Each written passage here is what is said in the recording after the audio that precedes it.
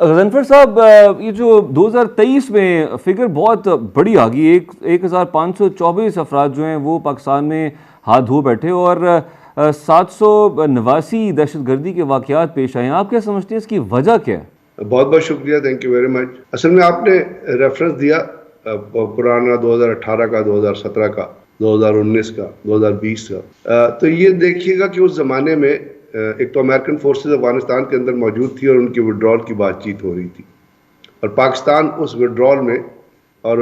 طالبان کی حکومت کو واپس لانے کے لیے میں سرگرم عمل تھا، اور بہت سارے مذاکرات کا جو ایشوز تھے، بہت سارے مذاکرات جو تھے ان کی جتنی نیگوسیشن ہے وہ پاکستان سے شروع ہوئی تھی، پھر وہ چائنا بھی گئی، پھر وہ دوحہ گئی،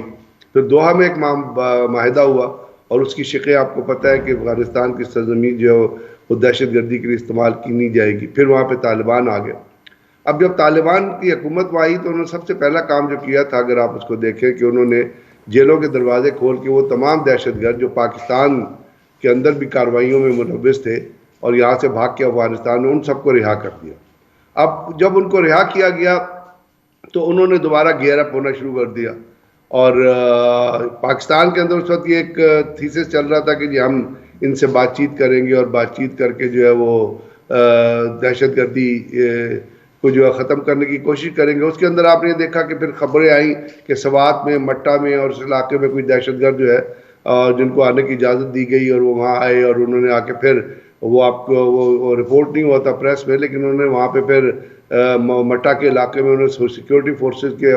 افراد کو جو ان سے بات چیت کرنے لگی تھی ان کو یرغمال بنا کے رکھ لیا تھا، پھر بڑی مشکل سے ان کو چھڑوایا گیا. اب یہ جو تمام پروسیس تھا اس کے اندر ایک تو افغانستان کے اندر طالبان کی حکومت بڑا فیکٹر، امریکن فورسز کا وڈرال وہاں سے دوسرا فیکٹر. امریکن فورسز کا وڈرال کرتے ہوئے تمام جتنا ایمونیشن تھا لیتھل قسم کا، جتنا بھی آٹومیٹکس تھے، گنز تھی، جتنے ایکسپلوسیو تھے اور جتنے لیزر گائیڈڈ ویپنز تھے، جتنے ہیلمٹس تھے، جتنی گوگل، نائٹ ویژن گوگل، وہ ساری کی ساری امریکن جو ہے وہ وہاں پہ اپنے بیسز پہ چھوڑ کے چلے گئے. وہ لگ گئے طالبان حکومت کے ہاتھ. طالبان حکومت کے ہاتھ جب لگے وہاں پہ بڑا انفلوئنشل ایک شخص، ایک گروپ آ گیا جس کا نام ہے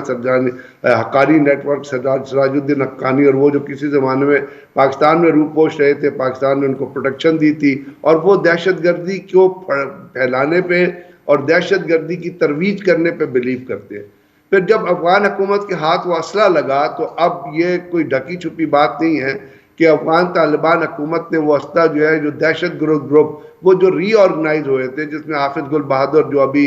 آپ نے ریسنٹلی دیکھا جس نے اس حملے کی ذمہ داری قبول کی ہے، اور حافظ گل بہادر انیشلی JUIF کا پریس سیکرٹری ہوا کرتا تھا، پھر وہ جب اس نے شورائے مجاہدین وزیرستان کے نام سے ایک تنظیم بنا لی تھی، پھر وہ جناب امریکن فورسز نے جب 9/11 کے بعد حملہ کیا تو وہ شامل ہو گیا ان دہشت گرد گروپوں کے ساتھ جو تمام کے تمام پاکستان کی فورسز کے خلاف لڑ رہے تھے. ان کے ہاتھ لگا لیٹسٹ ویپن اور لیزر اسلحہ، جو آپ نے دیکھا جو ان کو بیچا بھی گیا اور ان کو پرووائڈ بھی کیا گیا. وزیر صاحب، جو آپ اسلحے کی بات کر رہے ہیں، جب ہماری لا انفورسمنٹ ایجنسیز نے آپریشنز کیے وہاں پہ جب دہشت گردوں کو ہلاک کر دیا گیا اور موقع پہ جو اسلحہ ملا یہ وہی اسلحہ جس کا آپ ذکر کر رہے ہیں، لیکن سوال ہی پیدا ہوتا ہے کیا ہماری جو ٹرین ہے، ہمارا جو بارڈر ایریا افغانستان کے ساتھ، کیا وہ ایسا ہے کہ وہاں پہ 100% کنٹرول کرنا مشکل ہے